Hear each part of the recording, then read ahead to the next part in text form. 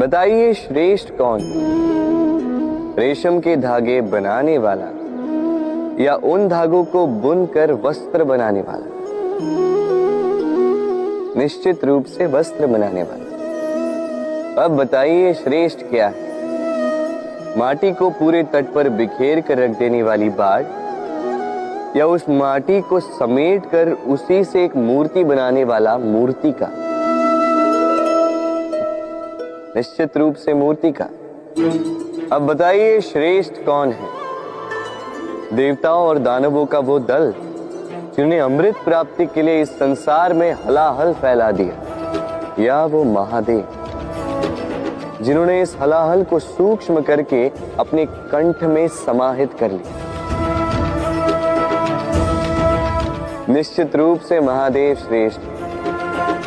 इसी प्रकार संसार में छोटी छोटी बातों को बड़ा करने वाले श्रेष्ठ नहीं होते, क्योंकि छोटी छोटी नोकझोंकों को द्वंद्व में परिवर्तित करना बड़ा ही सरल है। किंतु श्रेष्ठ सदैव वो होता है जो बड़े से बड़े युद्ध को समझौता बनाकर समाप्त कर दे। राधे राधे। संसार में सबसे कठिन कार्य क्या है? कोई कहेगा पर्वत पर चढ़ना, कोई कहेगा तैरना, कोई कहेगा उड़ना। किंतु क्या ये वास्तव में कठिन है? असल में देखा जाए तो बस ये थोड़े भिन्न है। जो कर्म हमारे लिए करना थोड़े भिन्न हो, हम उसे कठिन समझ लेते। जैसे तैरने की कला भिन्न है।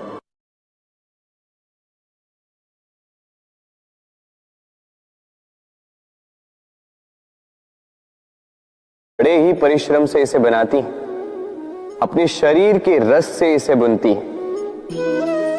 क्या आप इसका उद्देश्य जानते हैं? आखिर मकड़ी इन जालों में नन्ही कीटों को फंसाकर उन्हें अपना भोजन बना लेती है। और क्या आप ये बात जानते हैं कि एक दिन मकड़ी इन्हीं जालों में फंसकर मृत्यु को प्राप्त हो जाती है? बताइए क्या करते हैं आप इन जालों के साथ? दिखते ही हटा देते हैं इनका अस्तित्व, है ना? दूसरी ओर चिड़िया का घोंसला। चिड़िया भी बड़े परिश्रम से इसे बनाती है, किंतु यदि चिड़िया इसे छोड़कर चली भी जाए, उसके पश्चात भी लोग इसका विनाश नहीं करते। कारण क्या? कारण यह है कि इसका निर्माण जीवन के संचयन के लिए किया गया था, आखेट के लिए नहीं। स्मरण रखिएगा, जीवन में आपका परिश्रम कितना भी अधिक हो, यदि आपका लक्ष्य शुभ ना हो तो आपको भी विनाश पाना ही होगा। तो सृजन करते रहिए और मगन होकर कहें राधे राधे।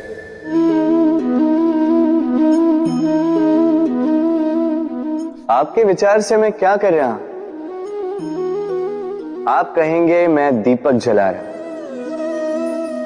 सही। किंतु प्रश्न ये उठता है कि क्या मैंने आपसे कहा कि ये दीपक है? नहीं। क्या इस दीपक ने स्वयं अपना परिचय आपको दिया? नहीं।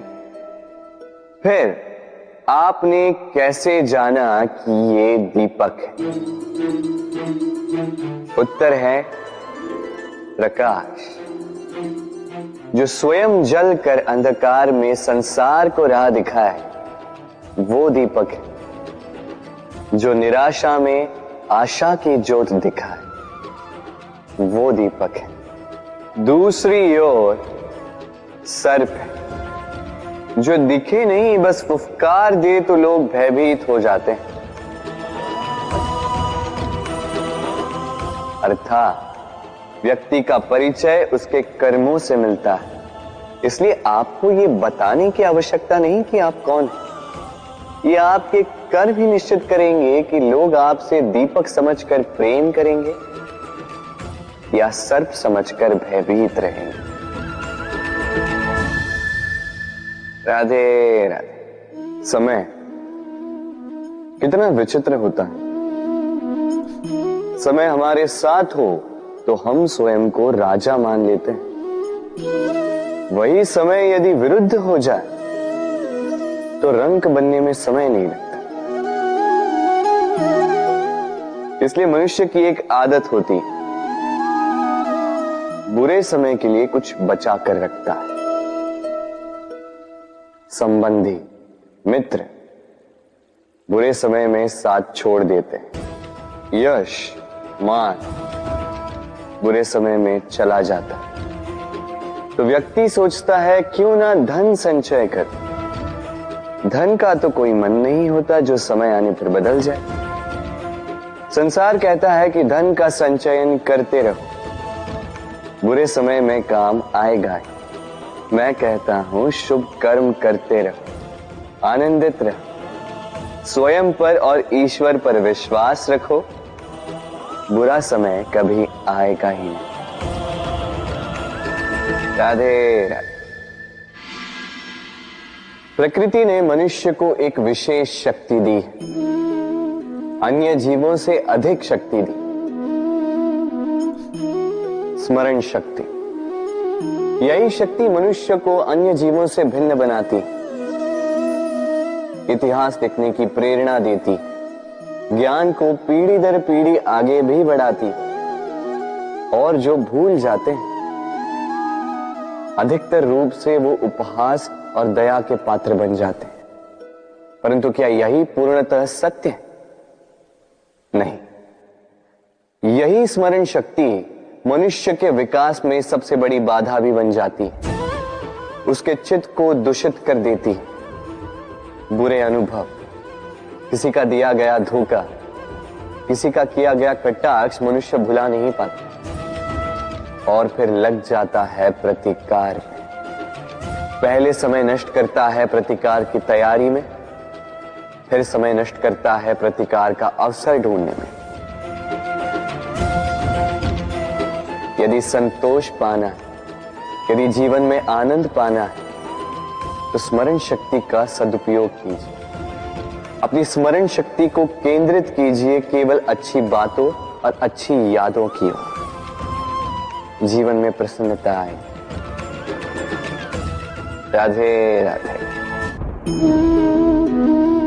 मनुष्य अपने परिवार के लिए क्या कुछ नहीं करता, दिन रात परिश्रम करता है ताकि अपने परिवार की आवश्यकता पूर्ति के लिए धन कमा सके। परंतु क्या केवल धन कमाना पर्याप्त है? आप कहेंगे हाँ, क्यों नहीं। धन से सब कुछ मिलता है, विद्या मिलती है, घर मिलता है, औषधि मिलती है, क्या कुछ नहीं मिलता। ये सब एक सीमा तक ठीक, किंतु तनिक मन से सोच के देखिए, जब बालक रोगी होता है तो वो उस कड़वी औषधि को क्यों पी लेता? इसलिए क्योंकि उसके पिता ने उस औषधि को धन से खरीदा? नहीं, बल्कि इसलिए क्योंकि उसके सामने खड़ा उसका पिता, उसे उन पर विश्वास है। विश्वास है कि वो उसे कुछ नहीं होने देंगे। ये विश्वास, ये संस्कार, ये सीख कभी धन से नहीं मिलती। ये मिलती है उस समय से जो माता पिता ने अपने संतान के साथ बिताया। इसलिए जीवन में धन अवश्य कमाई, किंतु अपने परिवार को भी समय दीजिए, प्रसन्नता मिलेगी। राधे राधे। मुझे बताइए, इस दीवार को तोड़ने का क्या लाभ है? यदि किसी संबंध में संदेह घर कर लेता है तो आए दिन शत्रुता की स्थिति बनी रहती है। कल कोई और कारण बन सकता है इस दीवार के पुनः बनने का। तो क्या पुनः इस दीवार को बनाएंगे काका? संबंध की पवित्रता वैसी होनी चाहिए जैसे एक माता और संतान के प्रेम में होती है, निश्चल, निर्दोष। ये बात केवल रूठने मनाने तक ही सीमित रहे।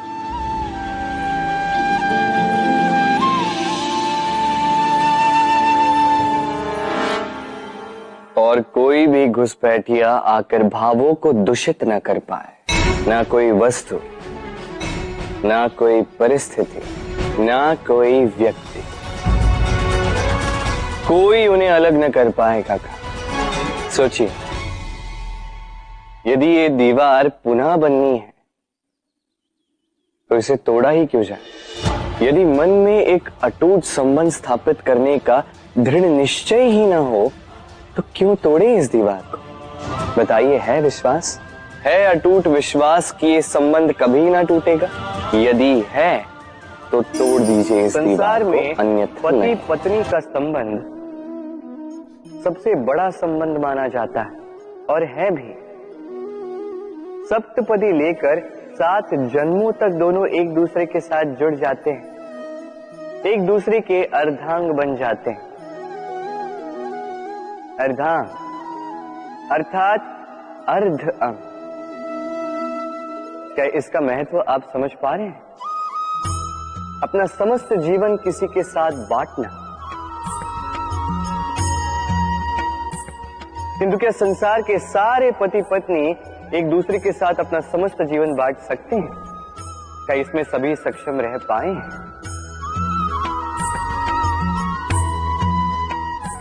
अपना जीवन किसी और के साथ बांटने के लिए सबसे महत्वपूर्ण बात है स्वीकृति, स्वीकार करना। सामने वाले व्यक्ति को स्वीकार करना, उसकी अच्छाइयां भी, उसकी बुराइयां भी। संपूर्णतः रूप से व्यक्ति को स्वीकार करना होगा, तभी ये संबंध बढ़ेगा, तभी ये संबंध और भी सुंदर बनेगा। एक दूसरे के दोष ढूंढना, उन्हें गिनाना, ये केवल और केवल एक ही कार्य करता है, इस संबंध के जीवन का नाश करता है। बस बदले में होना ये चाहिए, एक दूसरे के दोष समझकर उन्हें आभास करवाए बिना उन्हें सुधार देना चाहिए, उनकी कमियों को उनकी शक्ति बना देनी चाहिए। यही तो होता है दाम्पत्य, यही होता है बुराइयों का दमन और यही होता है गुणों का उदय। राधे राधे।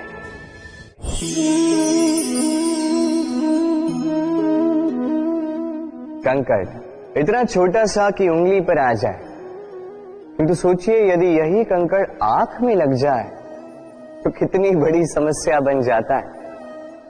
अब सोचिए ये कंकड़ आपके मार्ग में है, आप पादुकाएं पहनकर बड़ी सरलता से आगे निकल जा सकते हैं, किंतु यदि यही कंकड़ आपके पांव और पादुकाओं के बीच फंस जाए तो आप ठीक से चल नहीं पाएंगे, भले ही वो मार्ग पुष्पों से भरा क्यों ना हो। अर्थात आप बाहर की समस्याओं से, उन चुनौतियों से लड़ सकते हैं, भीतर की नहीं। भीतर की समस्याओं से लड़ना अत्यंत कठिन होता है, इसलिए सर्वप्रथम आप भीतर से शक्तिशाली हो जाइए, भीतर से पूर्ण हो जाइए, फिर आप इस संसार के समस्त समस्याओं और चुनौतियों से लड़ सकते हैं, आप विजयी हो सकते हैं। राधे राधे। प्रेम, ये प्रेम इस संसार में किसे नहीं भाता, हर किसी ने प्रेम का अनुभव किया ही, हर कोई जानता है ये प्रेम कितना सुंदर है, क्यों ना? ये प्रेम भाव इस संसार में सबसे शक्तिशाली भाव। अब हर शक्ति के साथ आते हैं कुछ उत्तरदायित्व।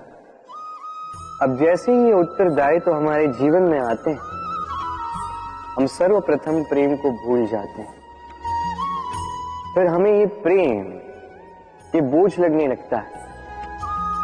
किंतु इस संसार का सत्य तो यही, हर प्रसन्नता के साथ उत्तरदायित्व आएंगे जिसका पालन हमें करना ही होगा। अब यदि मैं आपको उदाहरण दूं, आपके बगीचे में आप चाहते हैं कि एक सुंदर सा पुष्पों से भरा हुआ वृक्ष आए, तो सर्वप्रथम उसके लिए आपको जल और धूप का आयोजन करना होगा, उसके जड़ों पर दीमक ना लगे ये आपको सुनिश्चित करना होगा, उसके आसपास उगी खरपतवार वो आपको हटानी होगी, उसी के पश्चात तो आपके उस बगीचे में वो सुंदर पुष्पों से भरा वृक्ष आएगा। क्यों? इसी प्रकार होता है प्रेम भी। सर्वप्रथम आपको इसमें समर्पण का खाद जल डालना होगा। अविश्वास और संदेह, इसकी खरपतवार आपको हटानी होगी और विश्वास की ये जड़ें कभी न दुर्बल पड़े, ये आपको सुनिश्चित करना होगा। उसी के पश्चात प्रेम का वास्तविक सुख आप अनुभव कर पाएंगे। राधे राधे। प्रेम, प्रेम क्या है सभी जानते हैं। सामान्य रूप से ये प्रेम आकर्षण से प्रारंभ होता है और इसमें कुछ भी बुरा नहीं है। महत्वपूर्ण बात यह है कि इस प्रेम का लक्ष्य क्या है। जिससे आपने प्रेम किया उसे पा लेना या ना पाने के कारण स्वयं को विचलित कर इस संसार से मुख मोड़ लेना। यदि कोई इन दोनों विकल्पों में से कोई एक चुनता है तो आपको बता दो, ये दोनों ही प्रेम का अंत है। प्रेम का असली अर्थ है समर्पण, संपूर्ण निस्वार्थ समर्पण। ऐसा प्रेम जिसमें जिनसे आपने प्रेम किया उसको पाने की प्रसन्नता आपका लक्ष्य नहीं है। जिनसे आपने प्रेम किया उसे प्रसन्न करना आपका लक्ष्य हो। ये प्रेम ईश्वर है। किंतु यदि इस प्रेम में पूर्णतः समर्पित नहीं होंगे तो इस प्रेम में एक आकार नहीं हो पाओगे। किंतु यदि इस प्रेम में स्वयं को पूर्णतः समर्पित कर दिया तो समझो इसी प्रेम में आप ईश्वर पाओगे। राधे राधे। सम्मान, संबंध दोनों एक दूसरे के साथ ऐसे जुड़े हैं जैसे दीपक और बाती। ना कोई कम है ना कोई अधिक, दोनों का अधिकार समान होना चाहिए। जैसे पति पत्नी का संबंध। अब इसमें पति का अर्थ स्वामी नहीं, साथी। उसका कर्तव्य है साथ देना, आदेश देना नहीं। और ये संबंध सहकार से बनता है, अधिकार से नहीं। हाथ बढ़ाने से बढ़ता है, उंगली उठाने से नहीं। यदि इस संबंध में एक दूसरे का मान रखोगे, एक दूसरे का सम्मान करोगे, तभी ये संबंध बढ़ेगा, तभी ये संबंध अभिमान योग्य बनेगा। राधे राधे। सूर्य की किरणें कितनी दिव्य होती हैं ना। प्रतीत ही नहीं होता कि ये सूर्य रात्र भर अंधकार से जूझ रहा था। ये सूर्य प्रतिदिन उदित होता है, ये भुलाकर कि पिछली सांझ में ये डूब गया था। फिर से उदित होता है, सारे संसार को प्रकाश देता है। यही अंतर है हम में और सूर्य में। सूर्य बीती को बिसार कर आगे बढ़ता है। हम प्रतिदिन भोर में उठते हैं, वही पुरानी बातों को साथ लेकर चलते हैं, उसी कड़वाहट में स्वयं को लपेट लेते हैं। अब यही बीती बातों की श्रृंखला हमें जीवन में आगे बढ़ने ही नहीं देती। देखिए, यही जीवन है। भूल सबसे होती है, अपयश सबको मिलता है, सबकी यात्रा में असफलता लिखी है, सभी बुरे दिन देखते हैं।